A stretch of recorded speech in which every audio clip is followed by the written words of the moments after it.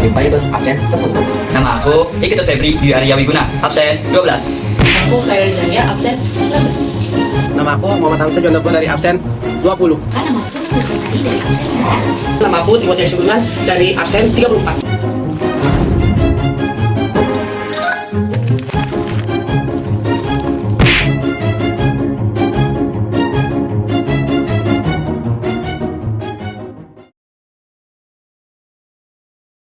Danau. Apakah kalian tahu danau itu apa? Nah, jadi danau adalah suatu wilayah yang berbentuk cekungan besar di permukaan bumi yang terisi oleh air, baik itu air tawar maupun air laut, dan dikelilingi oleh daratan. Sumber air di dalam danau dapat berasal dari mata air bawah tanah, air sungai, air hujan, dan kombinasi ketiganya. Kalian tahu tidak bahwasannya danau memiliki banyak sekali jenis berdasarkan proses terbentuknya? Yang pertama ada danau tektonik. Danau tektonik adalah danau yang terbentuk karena ada proses tektonik seperti patahan, lipatan, dan juga gerakan kulit bumi. Hal ini mengakibatkan sebagian permukaan bentuk bumi dapat lebih tinggi ataupun lebih rendah. Di daerah atau di wilayah yang lebih rendah, air akan terkumpul dan mengenang sehingga terbentuklah danau. Contoh danau tektonik itu ada Danau Tondano di Sulawesi dan juga Danau Singkarak di Sumatera. Yang kedua ada danau vulkanik. Danau vulkanik adalah danau yang terjadi karena ada proses vulkanis. Ketika gunung berapi meletus, puncak gunung akan terbuka dan menimbulkan depresi vulkanis dalam bentuk cekungan. Dasar cekungan ini tertutupi oleh material vulkanik sehingga tidak dapat tembus air. Akibatnya, ketika air hujan turun, air hujan akan terapung di sana dan membentuk danau. Contoh danau vulkanik ada Danau Batur di Bali dan juga Danau Kelimutu di Flores. Yang ketiga ada danau tektovulkanik. Danau tektovulkanik adalah danau yang terbentuk karena ada gabungan proses tektonik dengan juga vulkanik. Contohnya itu adalah Danau Toba. Yang keempat ada danau glasial. Danau glasial adalah danau yang terjadi karena ada erosi oleh glacier. Danau glasial biasanya terdapat di kaki gunung atau di pegunungan bersalju. Contohnya itu adalah Great Lakes di Amerika. Yang kelima ada danau karst atau dolina. Danau karst atau dolina adalah danau kecil yang berada di daerah Batu Gamping. Batu gamping dapat mudah larut oleh air, sehingga dapat membentuk cekungan. Apabila di dasar dan tebing dolina terdapat bahan yang tak tembus air, maka ketika air hujan turun akan terapung dan membentuk dolina. Contoh dolina yaitu berada di daerah Gunung Sewu dan juga Gunung Kidul. Yang keenam ada danau terbendung. Danau terbendung adalah danau yang terbentuk ketika aliran air sungai terbendung oleh bahan-bahan seperti runtuhan gunung, moraine dari glacier dan juga aliran lava. Contohnya danau air tawar di Aceh. Yang ketujuh adalah danau buatan. Danau buatan adalah danau yang dibuat secara sengaja oleh manusia untuk memenuhi kebutuhan air.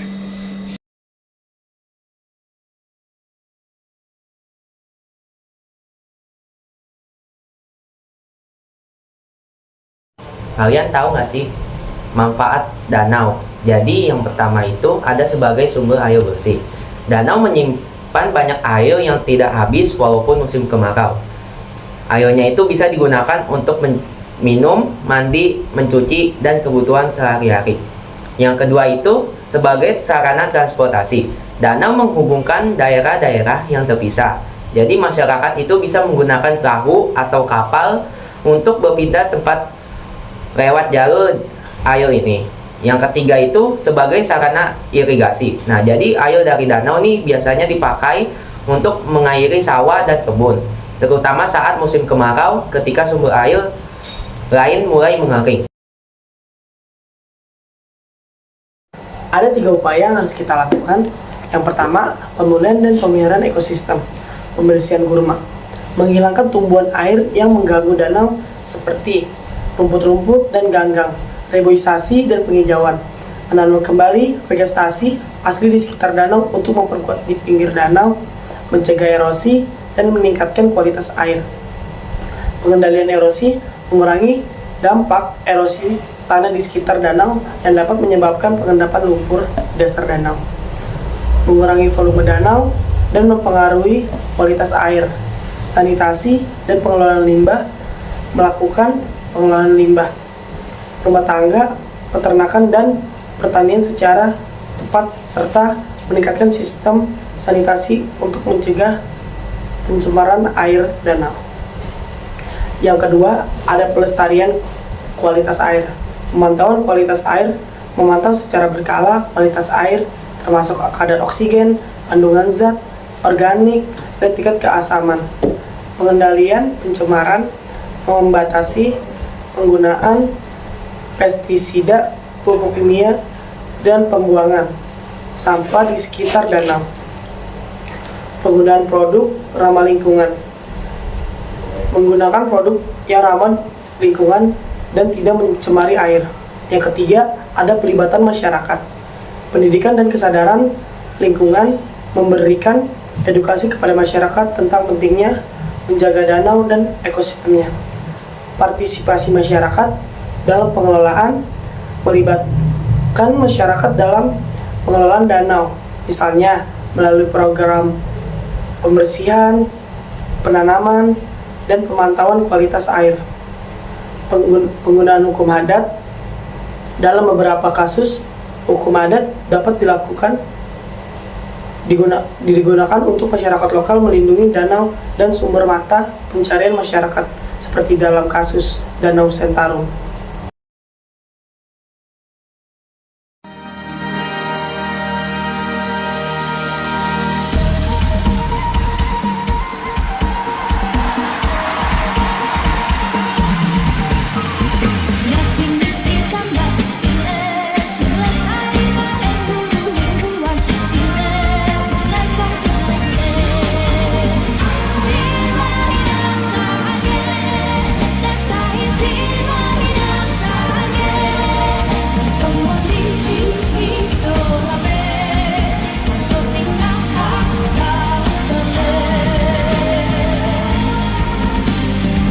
Danau Toba adalah danau alami berukuran besar di Sumatera Utara, Indonesia yang terletak di kaldera Gunung Supervulkan. Danau ini memiliki panjang 100 km, lebar 30 km, dan kedalaman 508 meter. Danau ini terletak di tengah Pulau Sumatera bagian utara dengan ketinggian permukaan sekitar 900 meter. Danau Toba merupakan danau terbesar di Indonesia sekaligus danau vulkanik terbesar di dunia.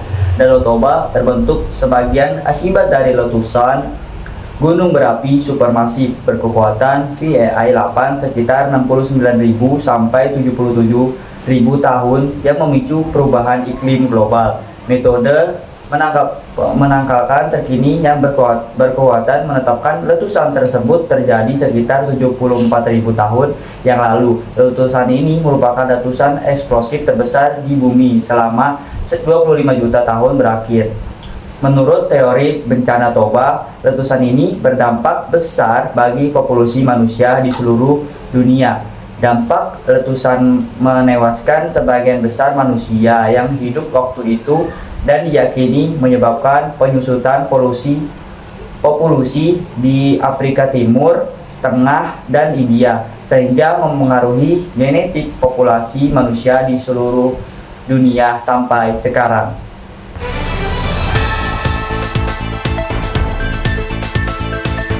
Selamat siang, saya Karya Tiranggia ingin melaporkan berita terkini mengenai Danau Toba.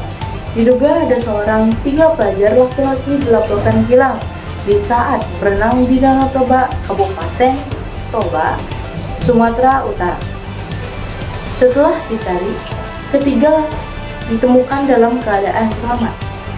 Koordinasi Posar Perapat Danau Toba mengatakan informasi kejadian itu diterima pihak sekitar pukul 19.15 WIB tadi. Sebelumnya, ketiga korban tengah berenang di pinggiran Danau Toba, tepatnya di Bistro Cafe. Kecamatan Bali G. Adapun ketiga korban adalah Pras umur 14 tahun, William 16 tahun, Fam Michelle 16 tahun. Saat berenang itu, kata Tisha, korban Pras dan Misha menggunakan pelampung, sedangkan korban William tidak. Ketiga korban tengah berenang di tepi danau Bistro Cafe sekitar pukul 18.30. Ketiganya tidak menampakkan diri di pinggiran hingga tim tiba di lokasi, kata Hisar Selasa 4 bulan 3 2025. Usai menerima informasi kejadian itu, petugas Basarnas langsung menuju lokasi untuk mencari para korban. Lalu sekitar pukul 20.30 WIB, ketiganya ditemukan dalam kondisi selamat. Setelah ditemukan, ketiganya dibawa ke RSHKBP Bali G Hisar sebelum memerinci koordinasi ketiga korban. Pukul 20.30 WIB, korban ditemukan tim BPBD Toba dalam keadaan selamat dan saat ini dievakuasi untuk RSHKBP Bali G Pungkasmi.